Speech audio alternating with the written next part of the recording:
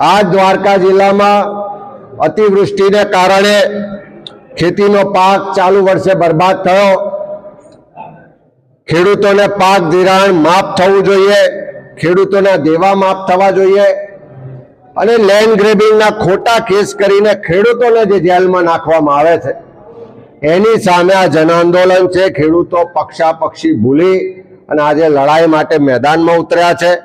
કોંગ્રેસના, આમ આદમી પાર્ટીના, સામાજિક, રાજકીય તમામ આગેવાનો આજે ખેડૂતોની સાથે જોડાયા છે અને આજે સૌએ સાથે મળીને નિર્ધાર કર્યો છે કે સરકાર ખેડૂતોની આ વ્યાજબી માગણી, એમને થતો અન્યાયને ગેરરીતિ દૂર કરવા વાળી નિર્ણય નહીં લે, જમીન માપણી રદ નહીં કરે, ખેડૂતોના દેવા માફ નહીં કરે, ખેડૂતોને પાક વીમો નહીં આપે તો આવનારા વિધાનસભા સત્ર દરમિયાન દ્વારકાથી ખેડૂતો પદયાત્રા કરી અને ગાંધીનગર પહોંચશે અને આખા ગુજરાતના ખેડૂતો જમીન માપણી રદ કરાવવા માટે, પોતાને થતા અન્યાય માટે લડત લડવા માટે ગાંધીનગર એકઠા થશે।